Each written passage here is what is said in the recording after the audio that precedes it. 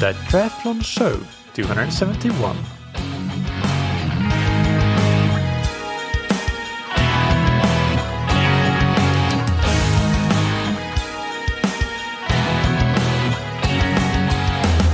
Hey, what's up everybody, and welcome back to another episode of That Triathlon Show, the podcast presented by scientifictriathlon.com. I'm your host Michael, and on today's episode I interview Kolie Moore.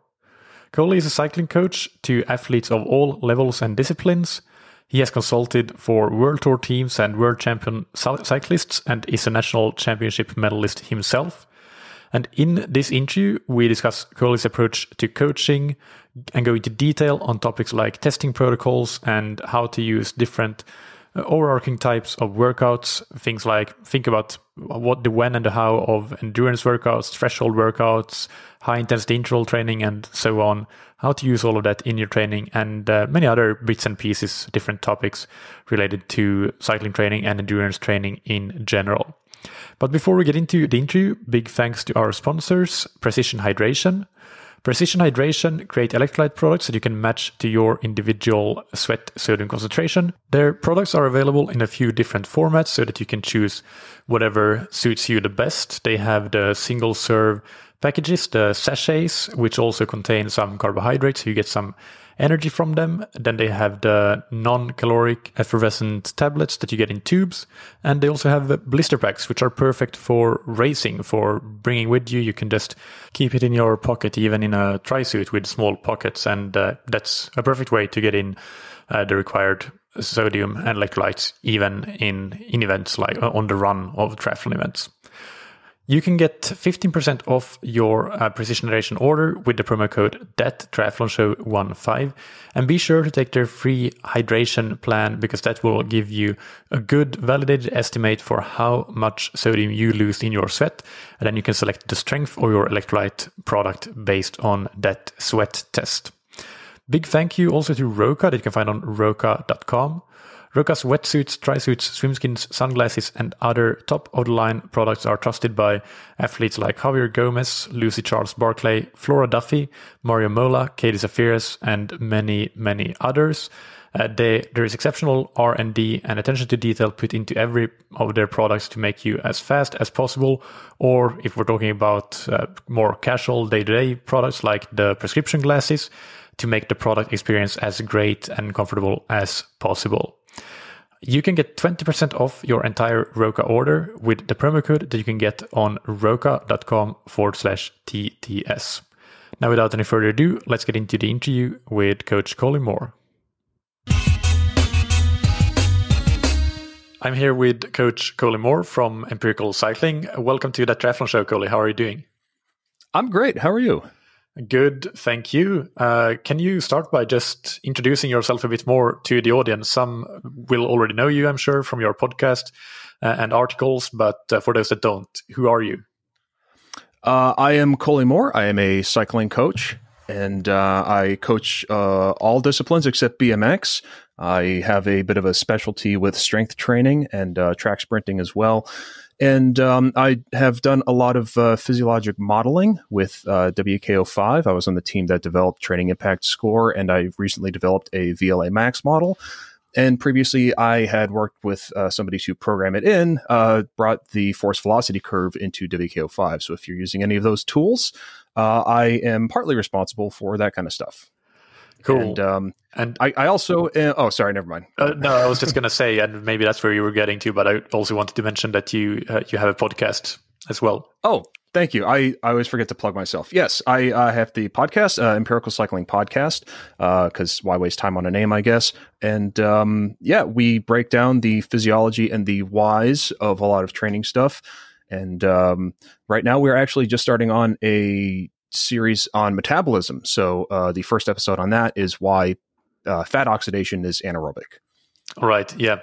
And I think that quite a few listeners of this podcast probably also already listen to yours. But for those that don't, especially if they're interested in the physiology and the background and really want to get into the details of how our bodies work and how exercise physiology works, then that's a great podcast to listen to.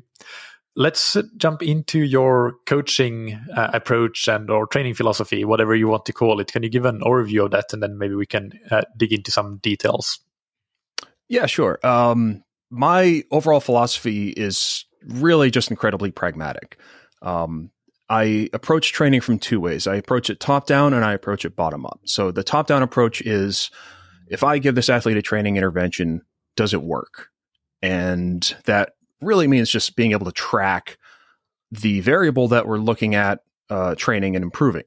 The other way to approach it is the bottom up, which is the cellular physiology, biochemistry kind of thing, where I really take a deep dive into the whys and hows of cellular physiology. And I have a lot of training in biology and biochemistry that allows me to interpret this literature fairly well. And really, it's a combination of the two that really informs my training approach the most, which is really trying to get the most adaptation for the least amount of work.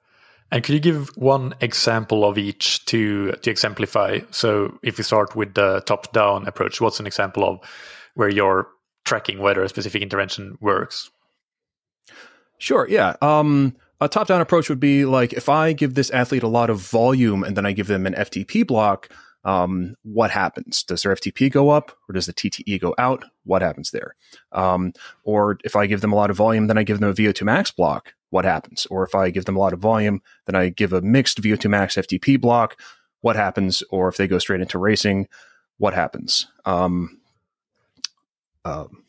Yeah, that's fair enough. And just for those listeners that did not catch the acronym TTE, that's time to exhaustion, and that refers here to at your FTP. And for those users that may be using WKO or coaches listening, TTE is something that is also in the WKO model. So I know, and but we can tell the listeners that you're using WKO for a lot of the tracking, I assume. Yeah, I do a combination of that, and I also just communicate with my athletes a lot, especially emails and Training Peaks comments and texts and calls and whatnot, because there's really no single variable that's going to tell me exactly how somebody's doing. So I really like to take a lot of things and weight certain things a little differently and triangulate on how somebody's legs are doing and how they're responding to a training intervention, and especially when it's time to rest. Perfect. And then an example for the bottom-up approach. Yeah, sure. A bottom-up approach would be like looking at mechanisms for aerobic adaptation. So something like calcium signaling in the muscles, which would, if you think about calcium signaling, presence of calcium, which only happens during contraction. This means if you're doing an endurance ride and you want to increase the stimulus, you want to just spend a little more time pedaling. It doesn't necessarily mean that you want more watts, just means you want to spend a little more time on the bike. So that would be like a bottom-up approach. Yeah, and even things like course selection could come into that as well. Knowing that background, you could inform the athletes or advise them to select courses accordingly, where they don't have to spend a lot of time coasting. That is 100% correct, and some of them don't like that, but we work together on that, and we reach a compromise. Right. Well, next, let's go into testing methods and protocols. What testing methods and protocols do you like to use with your athletes? Pretty much the same ones that I think most people use. 5 second, 30 seconds to 1 minute, like 3 to 5 minutes, and anywhere from 20 minutes to an hour. Test, depending on really what we're looking for and when in the season it is. And if I think somebody's fatigued or if they're in a bit of an FTP rut, like if anybody's read my article on the physiology of FTP and new testing protocols on Training Peaks, I advise an FTP test by feel. But if I know that somebody's been training at that FTP for a long time, like maybe 2 3-week blocks, something like that, so the last 2 months or so, a lot of the time people wear a rut into their FTP. So sometimes I'll give them either an interval set or just a time trial to see if we can break them out of that rut and if their FTP has gone up. All right. And can we discuss that protocol a little bit more? Because I do think that a lot of athletes has read that article. I find it very interesting. And also I think that, we'll be able to link to it in the show notes, of course, so more people can go and have a look at it. But what is that specific protocol for FTP testing that you described in that article? Yeah, well, in the article, I made I believe 3 or 4 progressions on the on a baseline test. The baseline test is pretty much a 30 to 50 something like that minute ramp from below somebody's FTP to above somebody's FTP, and it averages out to about FTP. It's close enough. There's really no exact to the watt breakpoint for FTP, so it's if we get it close enough, that's good. And then the progression is actually to teach people to feel their FTP, which is, I think it was a long time ago. Adam Meyerson told me that he actually coined this phrase. So if he did, credit to him, saying that your power meter is there to calibrate your brain. And especially with FTP, this is really true, where you can actually feel your FTP. So it's that point where if you ride a little bit harder, that you're going to fatigue a lot faster. And you can feel this, even if it takes 2 or 3 or 4 minutes to feel that you're at that point, then you can bring it down a little bit. And I've done testing with my athletes too, who have ridiculously long TTEs, like in the 70, 80 minute range. So I'll say, all right, that if this is your FTP, I'm going to test you at 5% higher than this, and then see how long you can hold that. And so if somebody's got an 80 minute TTE and I give them 5% higher and they can only hold it for 17 minutes, then yeah, that is in fact their FTP. So so it's really about the one, just to clarify, the power they can hold for 80 minutes, not 17 minutes in that example.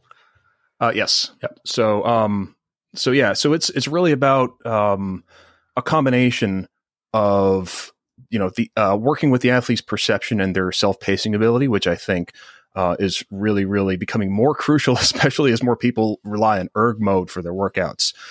Being able to feel how your legs are doing, no matter what the workout is or what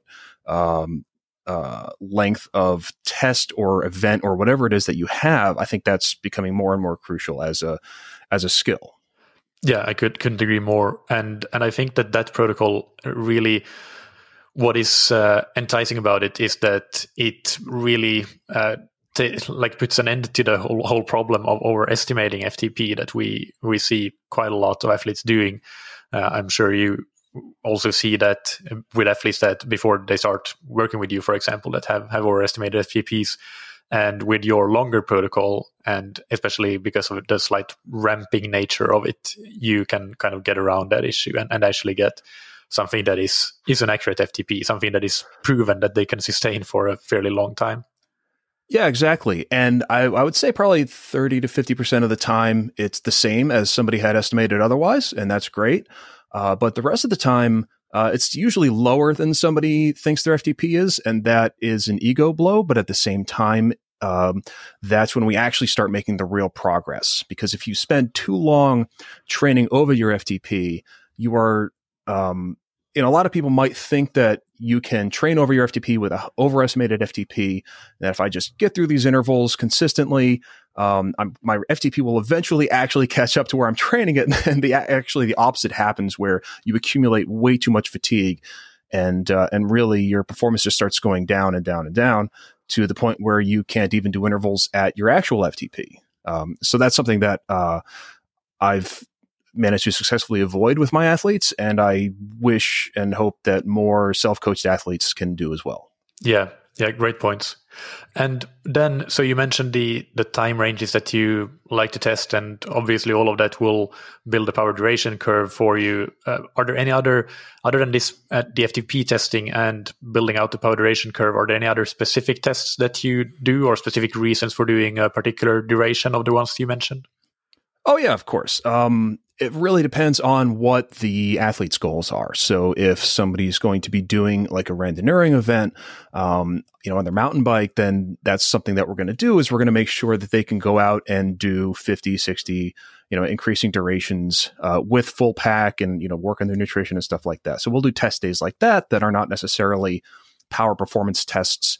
A lot of it's, stuff like that is logistics and decision making on the bike. Like, should I eat now? Like, how much should I eat? Or should I, take a minute to, change the batteries in my lights, stuff like that.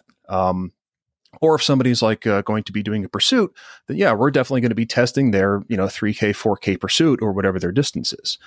So if somebody's doing a kilo or is a match sprinter, then yeah, we're going to test their accelerations and their, flying 200s. So it really, or if somebody's like a mountain bike racer or a cyclocross racer, I want them to have a normal course that's, stochastic enough and somewhat technical. They can put down some power, but as their times get better on that kind of stuff, that's actually another good indicator of increasing fitness.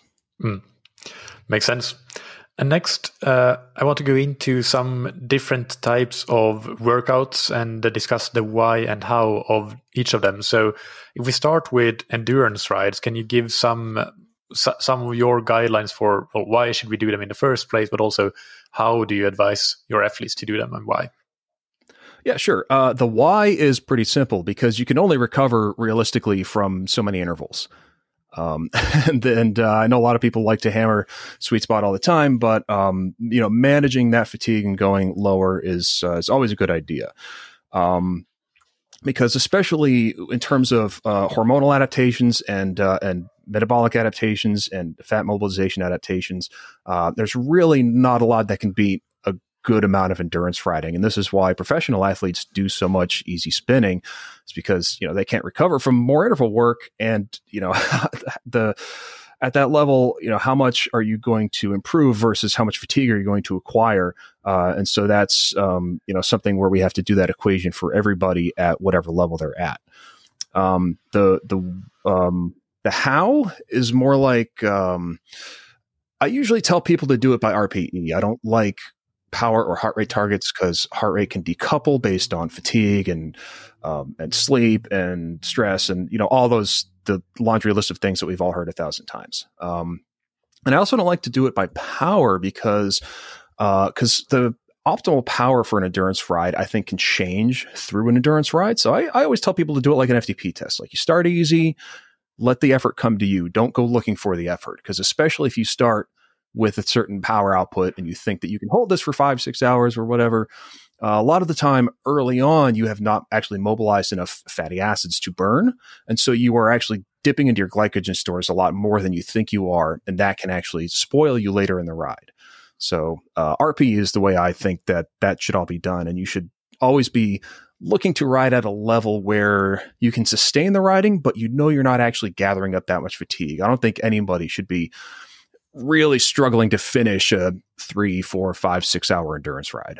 And do you have different levels of how taxing they should be? Because even though you pace it well, a 5-hour ride will always have a certain amount of training stress to it. So it won't necessarily be easy. It's not a spin for most people. Whereas you could also have somebody do a 45-minute easy spin.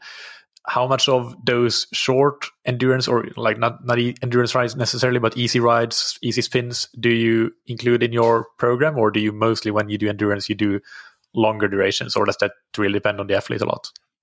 Oh, it depends on the acute fatigue management that we're looking for. I assign those rides, the shorter endurance rides and easy rides, all the time. Definitely more than once a week for most people. Yeah. It really depends on what the focus of the block is and what the adaptations that we want in the long term are. Sometimes it's better to pile on a little more and then rest a little harder, and other times it's better to kind of feather the throttle a little bit and not push so hard. So it's really situationally dependent. Do you ever include anything in the endurance ride? Things like cadence work or I don't know, even things like nutritional interventions and anything other than just go out and ride at an RPE that feels like a comfortable endurance? Oh yeah, a lot of the time we'll incorporate cadence work. We'll incorporate some sprints or something like that, especially early in the ride when you're fresh. That's a good time to do that kind of stuff. Depending on the athlete, sometimes we'll do them through the ride. But again, this is one of those matching the abilities of the athlete to the demands of the event kind of thing when you make those decisions. We do some nutritional interventions as well. I don't think I've ever assigned somebody like a fasted ride, but for some athletes, we will do low carbohydrate rides, particularly if they're coming up on the limits of their volume and we need to get them a little more stress. because low glycogen in itself can be a potent aerobic signal, but it can definitely be overdone. So starting gently with that kind of stuff and building into it. And some people are better than others. And for some people, we just don't get the adaptation that we're looking for. So, again, that kind of stuff is like, there's a lot of tools in the toolbox, and using them is like, you can use the back of a screwdriver to hammer in a nail if you really want to, but sometimes there's a better tool for the job. And so that's really what we're always looking for. Yeah. And one final question on endurance rides. This is actually one that I get quite a lot from listeners for answering on the Q&A, but I actually never answered it because I don't know the exact answer, and maybe you have some thoughts on this.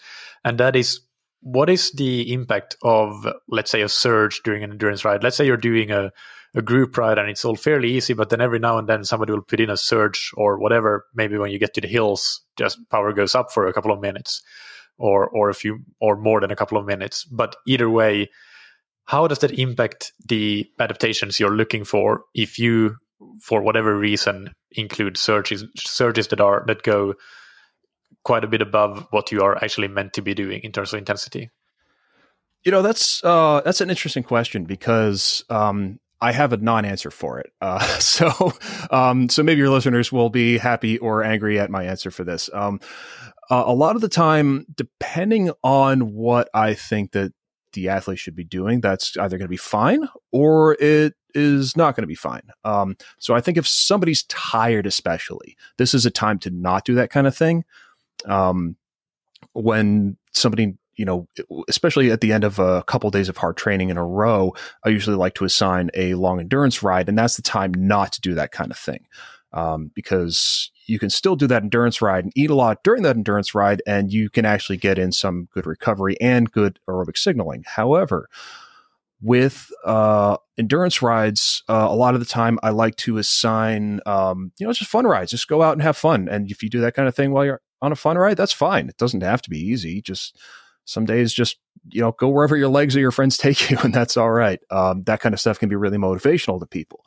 And also on long rides, I love to assign threshold intervals throughout the ride. So doing 10 or 20 minutes of threshold every hour for 3 to 6 hours, or sweet spot, or, some fartlek tempo intervals or something like that, that can actually be a really, really good training ride. And so something like that can be somewhere in that spectrum of training rides. And so if it's good or not really depends on if it fits in with the training adaptations that you want and the fatigue and the motivation of that particular time. Right. Yeah, perfect. And then let's move on to the so-called mid-zone rides. So things like you mentioned threshold, sweet spot, tempo, those kinds of workouts.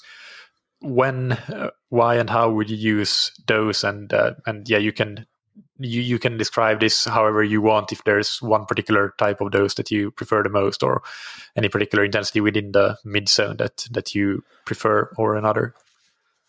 Yeah, I mean, this is another one of those things where this kind of thing, especially if you're like a road racer or something like that, or if you're looking to increase that metabolic threshold that you can sustain, this is a really, really good training zone. And even for people like crit racers or triathletes, like especially Ironman triathletes, it may seem like it's not specific enough, but physiologically, it's really the upper limit of what you can do fully aerobically, despite the carbohydrate contribution.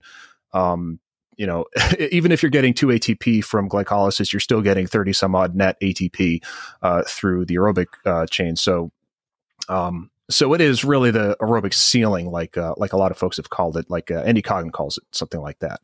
And I agree with him on that. So this is a really good training zone to do. It's also really good for fat adaptation, actually. And this is usually what I target with FTP type work, like the mid zone type work, like anywhere from I usually don't assign straight tempo rides, but I'll do fartlek tempo rides, especially for road racers. But I think for triathletes, like a straight tempo ride is would be a good training ride.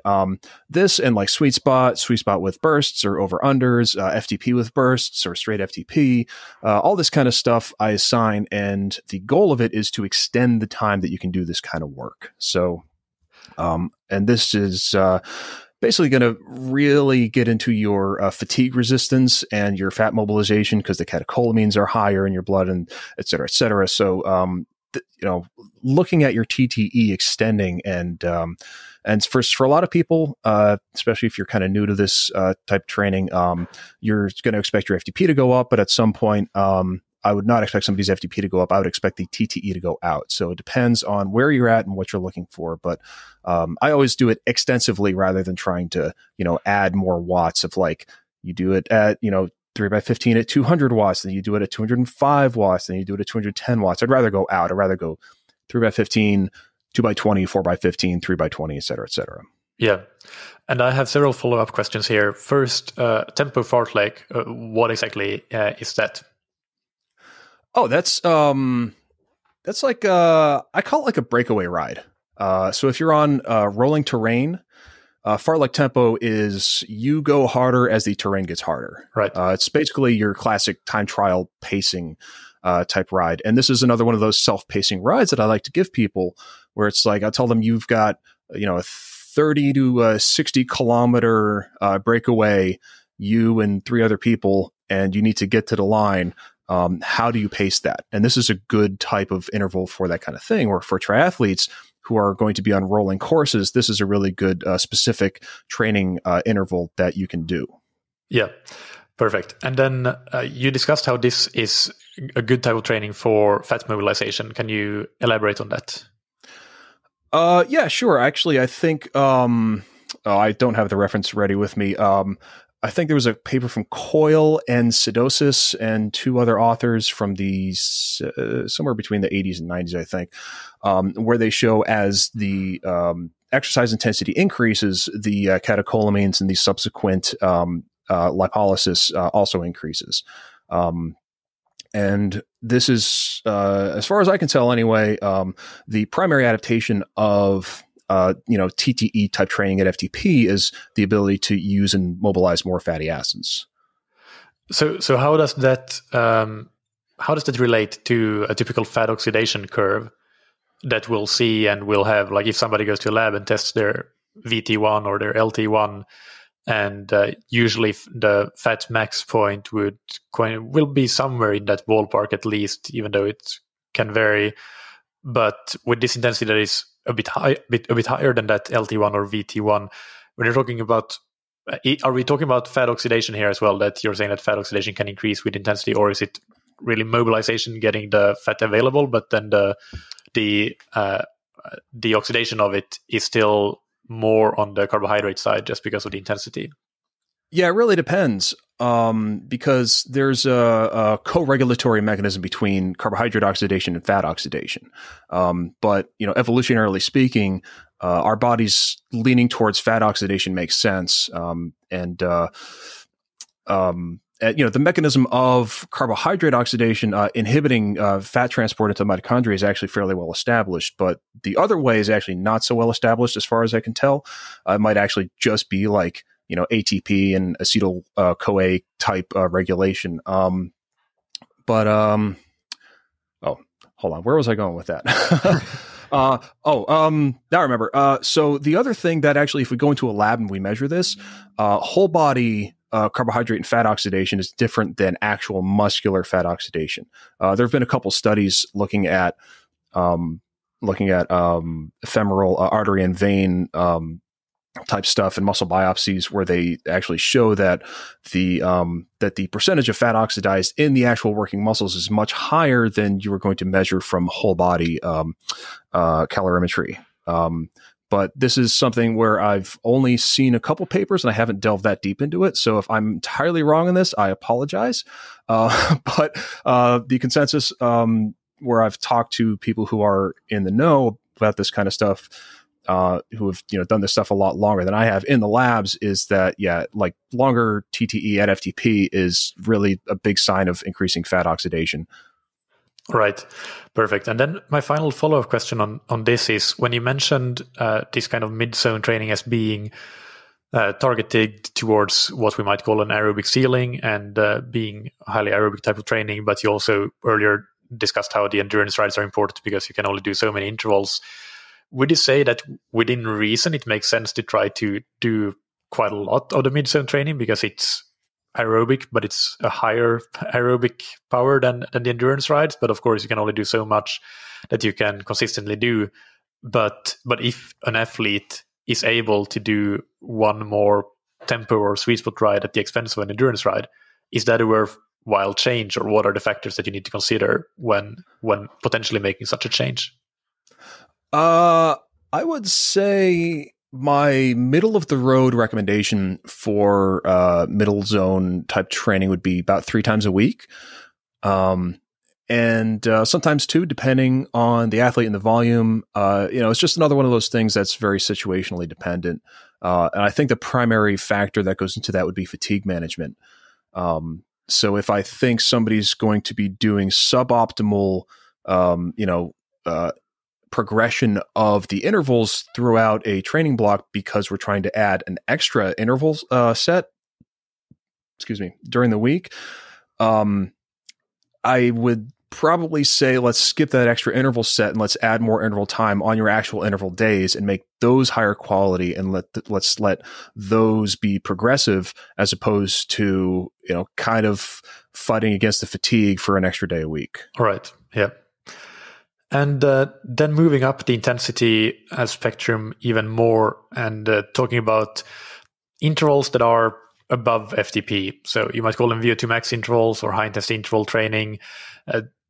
Because, you could also talk about sprint training, of course, but that is a bit different. So for the purpose of this interview, let's discuss intervals that are, for example, intervals like 6 times 3 minutes is a classic one, or 60-30s or 30-15s where you do a bunch of them. So typically you would talk about these being targeted to VO2 max improvements. So what's your opinion on this type of training?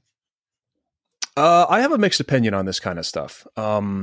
I've certainly used all kinds of things successfully to increase people's VO2 max.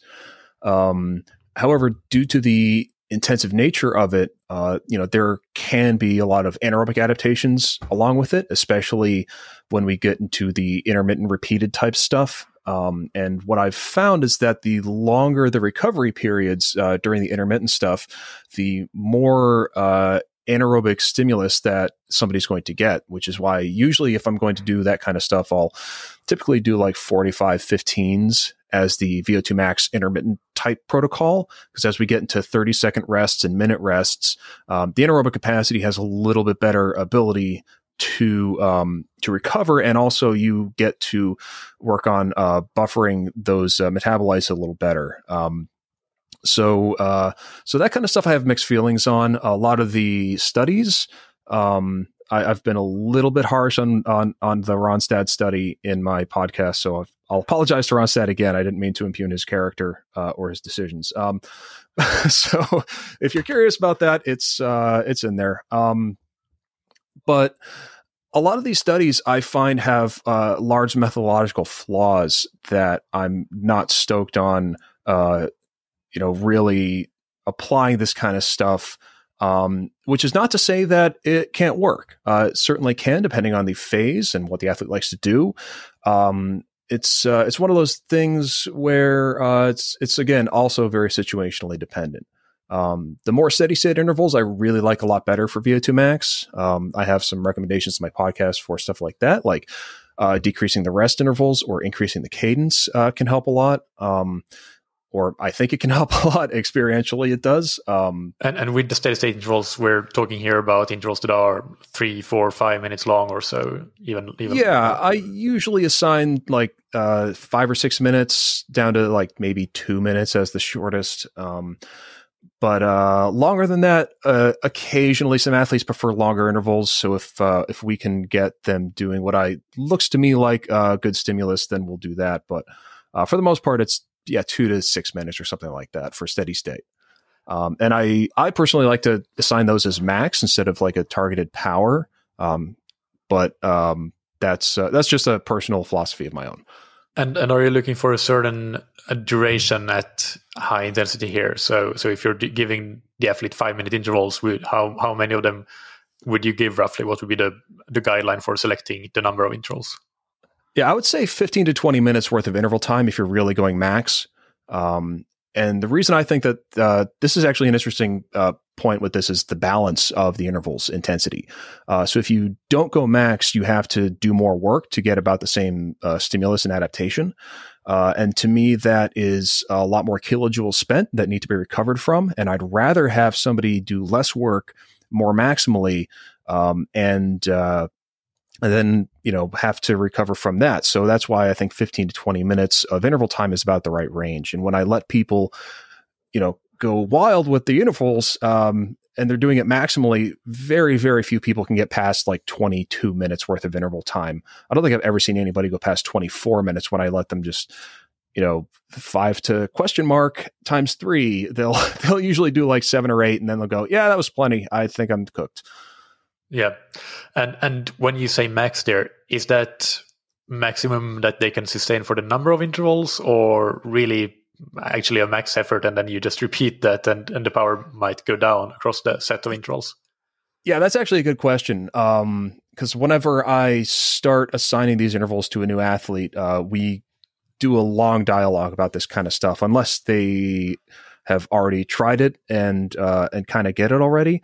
The pacing is more like it's like a daily max, I would say, like a training max instead of like an Olympic max, where you want to make sure that you are actually breathing as hard as possible, but you are not, starting with a full sprint. You're not doing that. You're not really squeezing every last drop out of it. You're getting probably to like a 9 to a 9.5 out of 10 in the absolute full max spectrum, but on the daily kind of like training max, well, yeah, you can actually put down a 10 RPE for that kind of stuff. Right.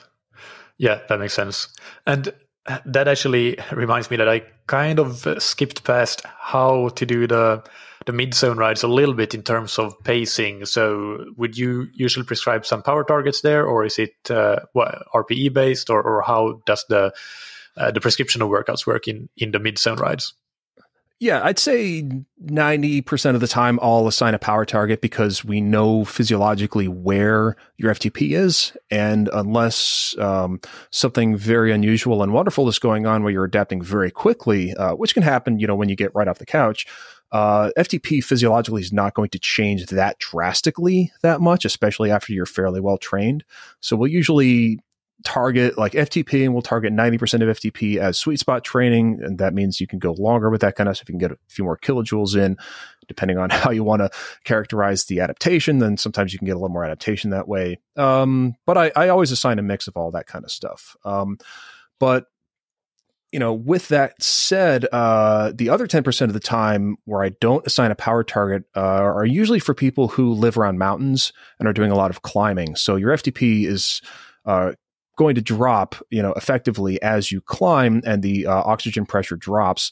And so that's the time that you would start with your targeted number, and then you would kind of follow the same feeling in your legs, that same RPE as you climb, and your power effectively drops.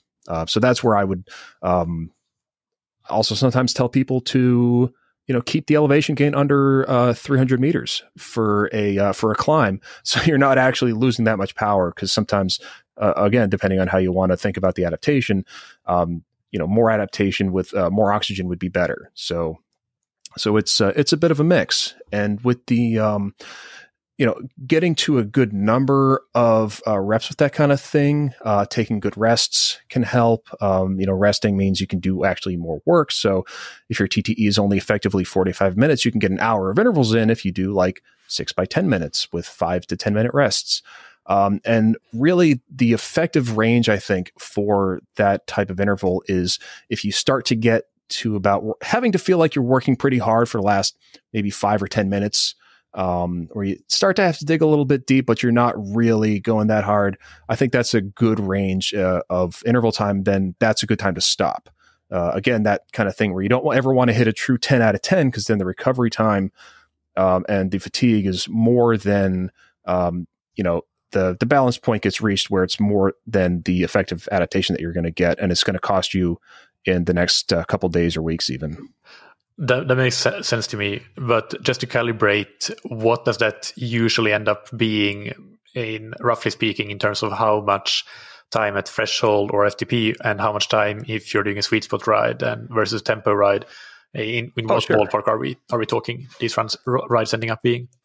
Well, this is where I would say that knowing your TTE helps a lot. So for instance, here's a really good example. I was training an athlete, a development athlete, and we did a really good VO2 max block. His FTP went up about probably the biggest jump I've ever seen after that. It was probably about 30, 35 watts. And so we started having him doing TTE work at his new FTP. And it was 35 minutes right after the block. And so, we started with 3x10, 4x10, and then we started to build from there. And at sweet spot, about 90% of that, I consider that like a new number. So if you can do that for 40, like for him, it was probably like an hour. So we started at an hour, then we brought it out to an hour and a half. And then at the end of 8 weeks, I just had him ride at his new FTP for as long as he could hold it. And he held it for, I think it was 55 minutes. So we gained 20 minutes of TTE in about 8 weeks. Yeah, and that's something we maybe didn't mention when we discussed your FTP testing protocol, but it's not a fixed time. So it actually gives you another, not just the modeled TTE, but your actual TTE if you do that test until you can't go any harder at your FTP. So that's a good additional reason for your FTP test protocol. Yeah, and I would say that if you are familiar with the WKO5 model and its benefits and drawbacks, then it's a really, really helpful tool to be able to track fitness, especially if you keep the model up pretty well. And just a visual inspection of the model, you can actually see fairly well if the FTP is overestimated or the TTE is underestimated. And those are two typical things that usually happen in this iteration of the model. So sometimes not using the model and just going with your raw numbers are good. I know actually a couple of people who train by the model, and when they don't have the model well fed and it's overestimating, it leads to some suboptimal training over threshold. Yeah.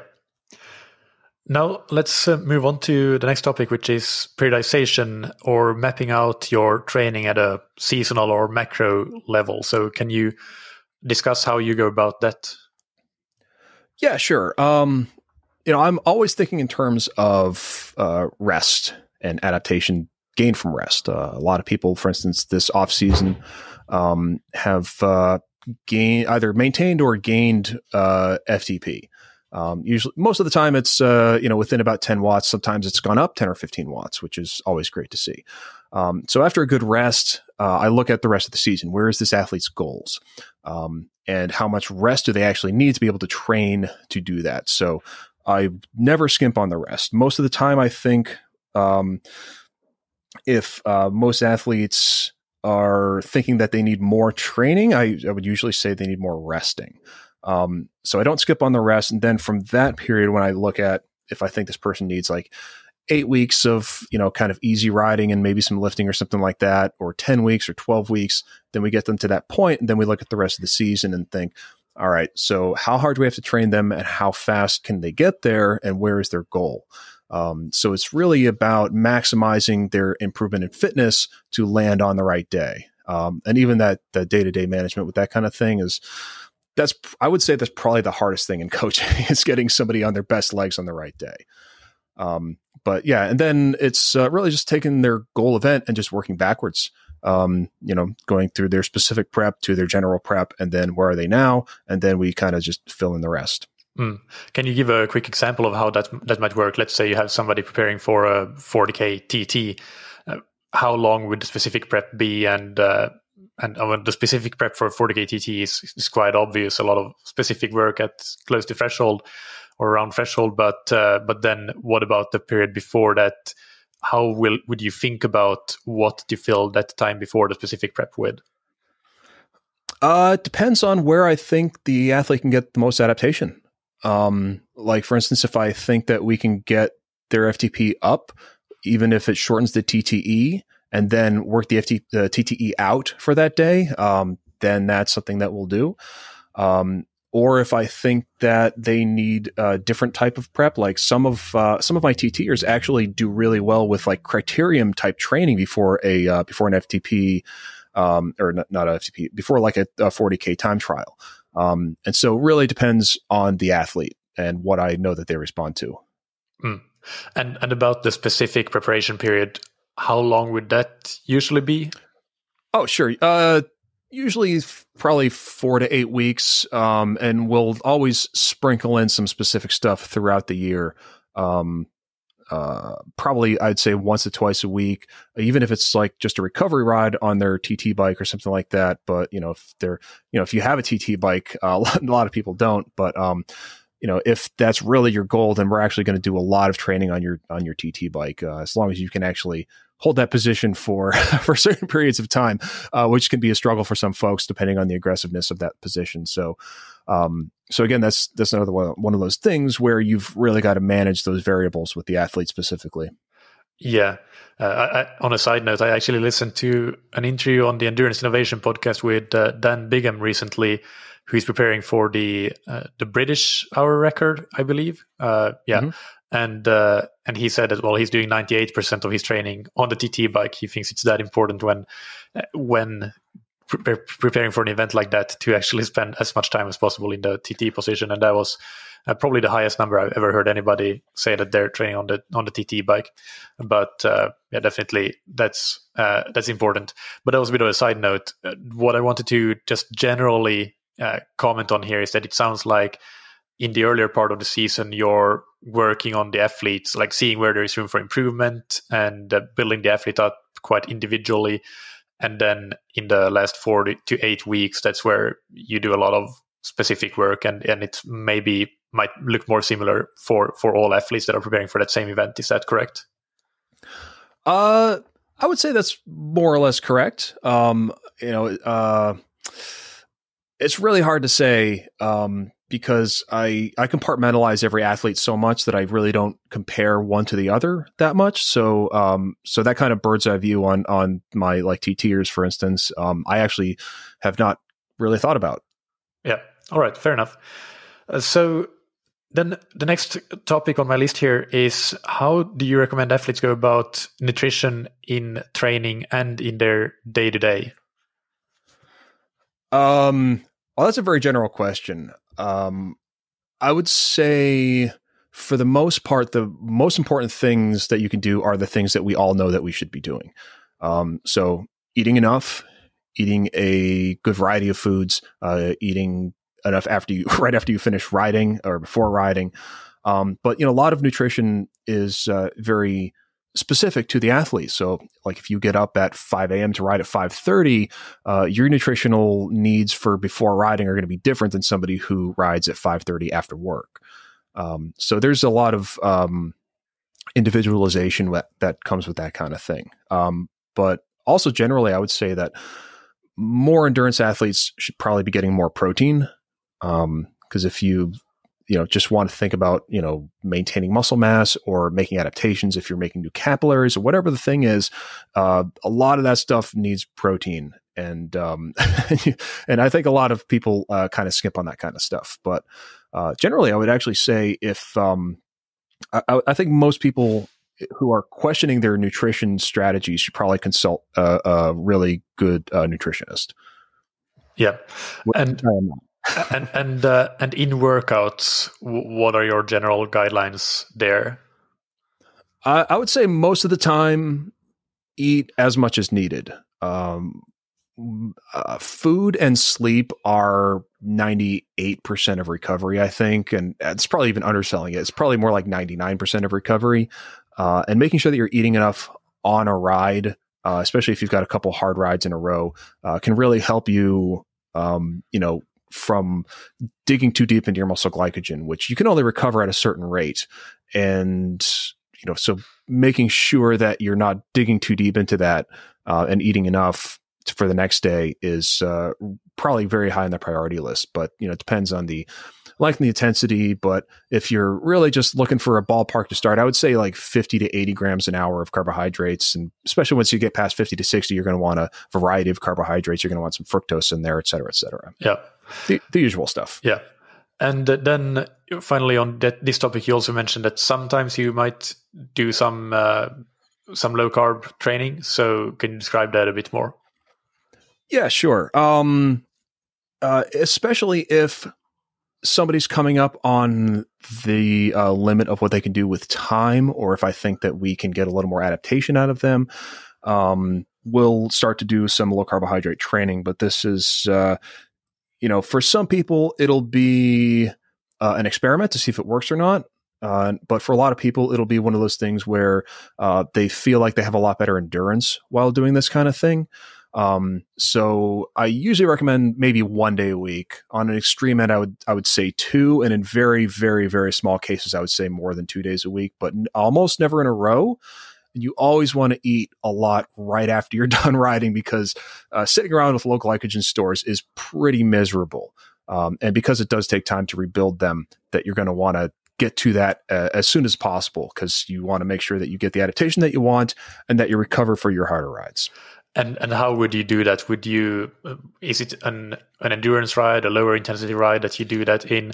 Do you take on some carbohydrate through that ride? And have you emptied the stores the night before? Can you describe a little bit more how you go about that?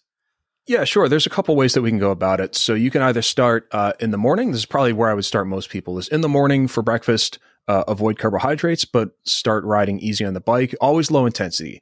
I would almost never, ever prescribe somebody do any higher than endurance pace. Occasionally we'll toss in some tempo, especially if somebody can only do like 2 hours or something like that, and we want to increase the stimulus. We'll do that. But generally, when people can ride longer, we never do that. And so when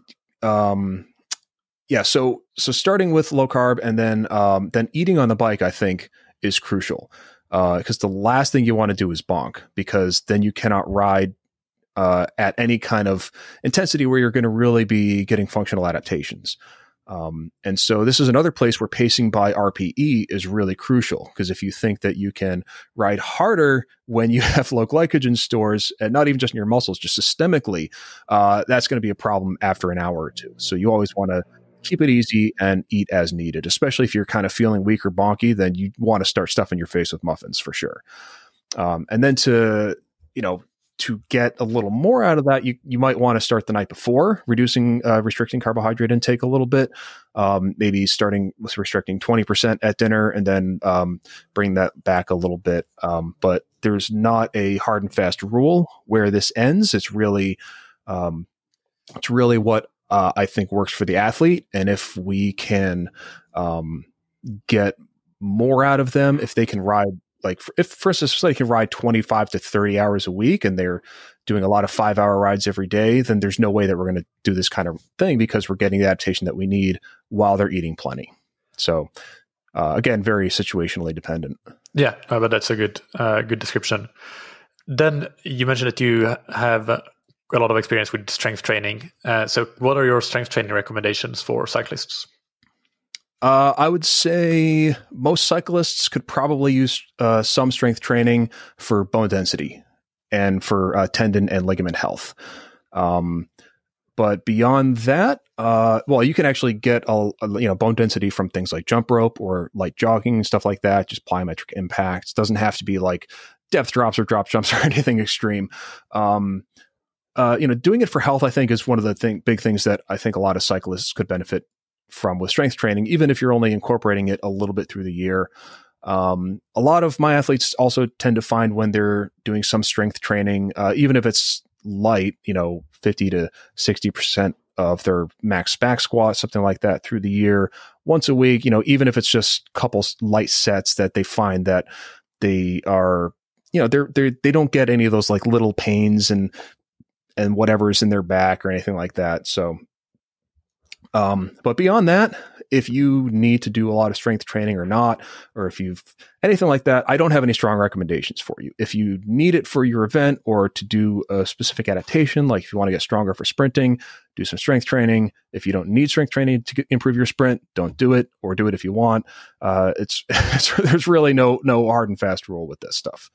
All right. What's your take, out of curiosity, on there is some research on the exercise economy and improvements in the exercise economy based on strength training, in particular, the kind of strength training with high weights and low reps of lifting. So, I mean, I think that from my perspective, I think it's probably even more important in running. There are some additional adaptations that you get there that you might not get in cycling, with increases in tendon stiffness and other things that have an impact on the energy return. But from a cycling perspective, what's your take on that? I've actually never looked into the relationship between strength training and cycling economy. So I actually don't have a strong opinion on this. I know it's really good for running, and on occasion when I do train runners, I like to have them do some of that lifting, but for the most part, I actually don't have a strong opinion one way or the other because I've really never looked into it. Right. And next question. For athletes that have a limited time to train, let's say 4 to 8 hours per week, what general advice can you give for them? I would say manage fatigue would be the first big one.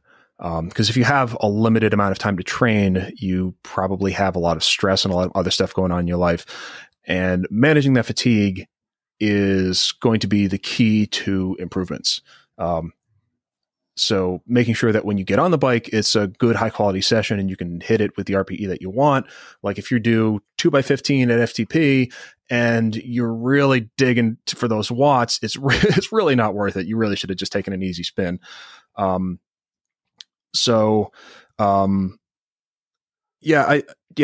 it easy when necessary, I think, because I think a lot of folks think that, this actually goes on with fatigue management. Easy rides, especially if you're tired from the day, or if you think like, oh man, I missed a meal or something like that. Yeah. Then you want to take it easy. You really don't want to overdo it. You don't want your training to be adding stress to your life, just to get it done, I think. Yeah. And even if you're time limited, even if you're on like 5 to 8 hours a week of training or something like that, and you're having a hard time managing this kind of stuff, get a coach or get a plan that's made for this kind of stuff.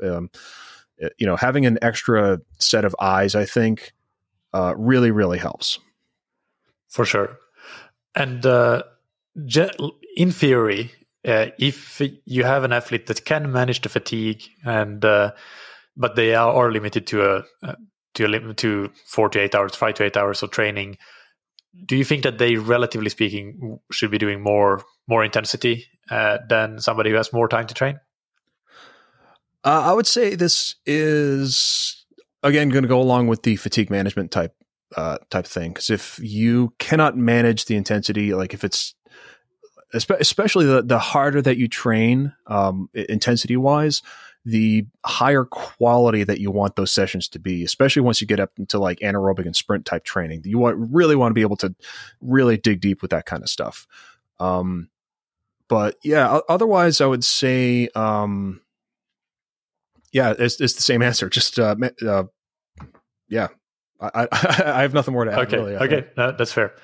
And, finally, before we get into the rapid fire questions, for self-coach athletes in general, whether they are time restricted or not, that want to become better at managing their own training, improving the effectiveness of their training, can you suggest 3 things that they should do in this regard? So things that they can maybe look to individualize more in their training, and things to perhaps track and change in training based on that. Any tips that you have here for the self-coach athlete? Yeah, sure. I would actually say try to have as many quantifiable metrics as possible with anything that you know you have trouble with. I think one of the biggest things that self-coached athletes struggle with is managing fatigue. Because I think a lot of people, I think I said this on a recent podcast, I think a lot of people have a fatigue security blanket around them. their legs are always this tired and they like them feeling that tired. It means they're working hard. But if you were coaching somebody else and they were telling you all the things that you were feeling yourself, you would tell them to rest like 9 times out of 10. So having an objective way to coach yourself, whether it's, I usually don't recommend this, but if you're really having trouble, a questionnaire for yourself, fill it out every day, fill in the Training Peaks metrics or, the fatigue, the general feeling kind of stuff. I usually don't recommend this, but, like a Fitbit sleep tracker or like a Whoop strap, if HRV tracking that works for you, then use that. I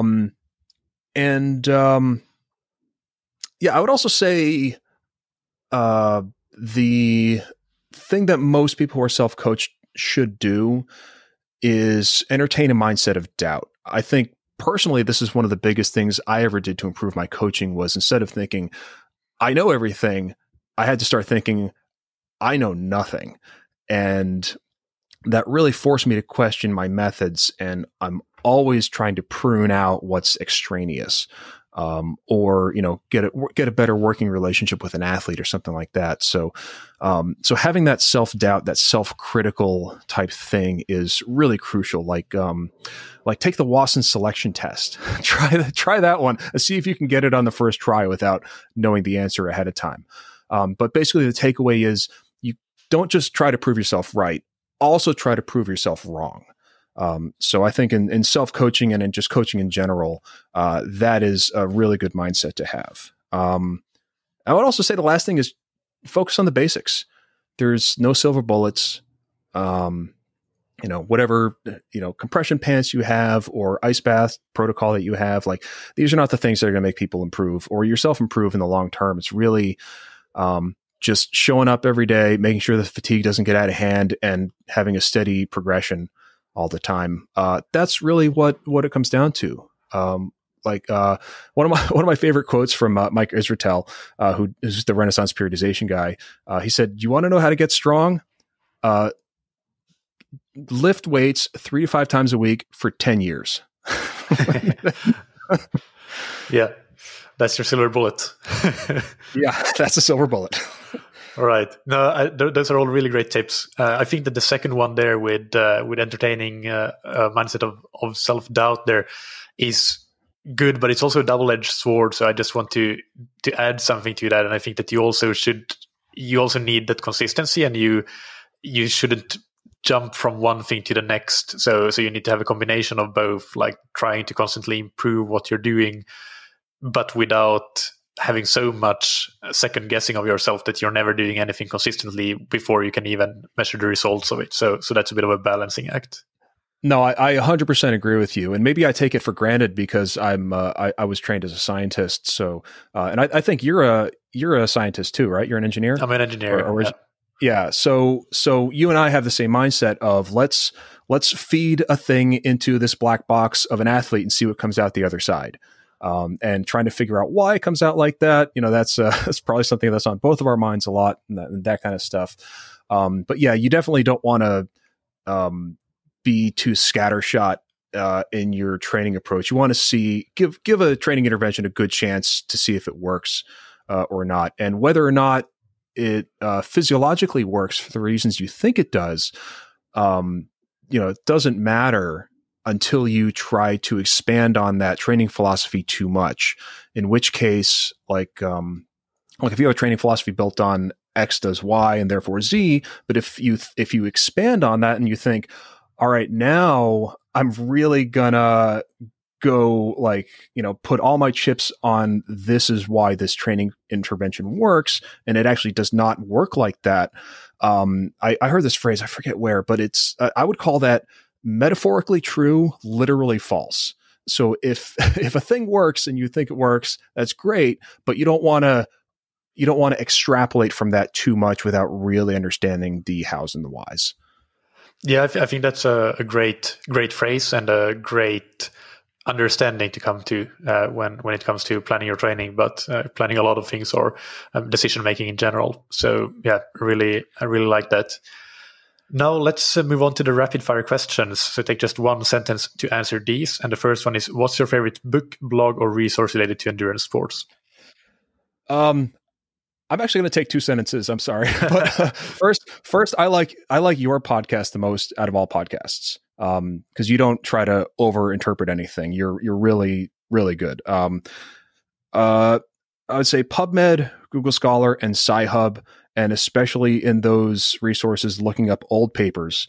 A lot of questions have actually been answered between the 60s and the 80s that we have now that we're re-looking into. So, yeah. All right. And thanks a lot for that. I appreciate it. Sure. Second one is, what's a personal habit that's helped you achieve success? Oh, self-doubt, for sure. Perfect. Always thinking that you're on the bottom of the Dunning-Kruger curve. Yeah. And that's anybody who doesn't know what that is, Google it. It's very insightful. And finally, who's somebody in endurance sports that you look up to or that has inspired you? Man, I'm actually going to throw a curveball here. Iggy Pop. He's not an endurance athlete, obviously, but I grew up, I was a musician, for first, 15 to 25, 27 years old. And, that Iggy Pop and that early punk rock mentality of like, I'm just going to go for this and I hope it works kind of mentality, that do it yourself kind of mentality really, really helps me and informs my, training decisions, to this day. That's great. And actually, I always like it when guests go a little bit outside the bounds of the question and think outside the box. So the rules are there to be broken. So great answer. Finally, where can people find you on the internet or on the social media? And mention your podcast again for those that didn't catch it. Oh, sure. You can go to my website, empiricalcycling.com. I have all of the podcasts up there. You can also find the podcasts on iTunes and Stitcher and I believe Spotify. And you can also follow me on Instagram at Empirical Cycling. And my podcast co-host, Kyle K. Helson10, you can find his cat Instagrams. He has two cats, and they're really wonderful. So check out Kyle and his cats also. That's awesome. Thank you so much, Kolie, for this chat. It's been really great, and I really enjoyed it. And I hope the listeners did too. And, talk to you again soon, I hope. Thank you so much for having me. And it's really, really an honor to be invited onto your podcast that I've been listening to for quite some time.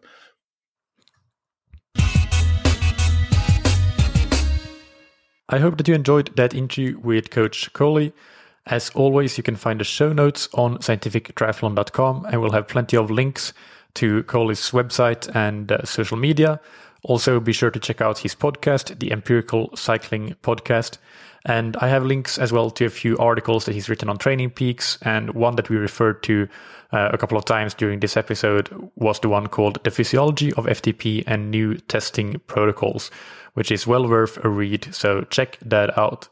Also, just a reminder, on the podcast page on scientifictriathlon.com, you can now filter the episodes, the interviews by category. So this one, for example, would go in the cycling category, and you can just click the tab that says cycling, and you will get all episodes that are related to cycling or categorized as cycling, and that will be a great way for you to find all the related episodes on episodes such as this, where we have, frankly, a lot of related episodes because of them talking about cycling training in one way or another.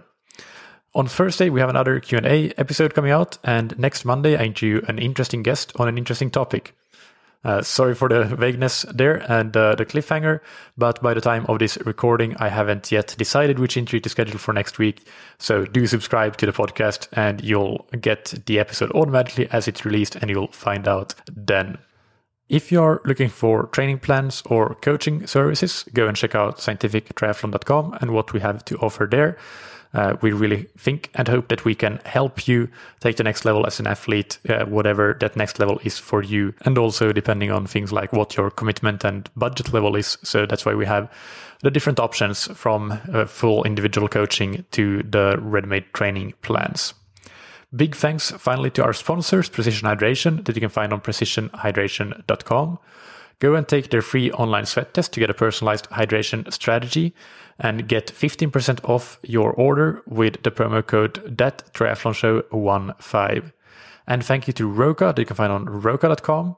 Check out their wetsuits, dry suits, swimskins, goggles, high-performance eyewear, and prescription glasses and sunglasses, and get 20% off your order with the promo code that you can get on roka.com/TTS.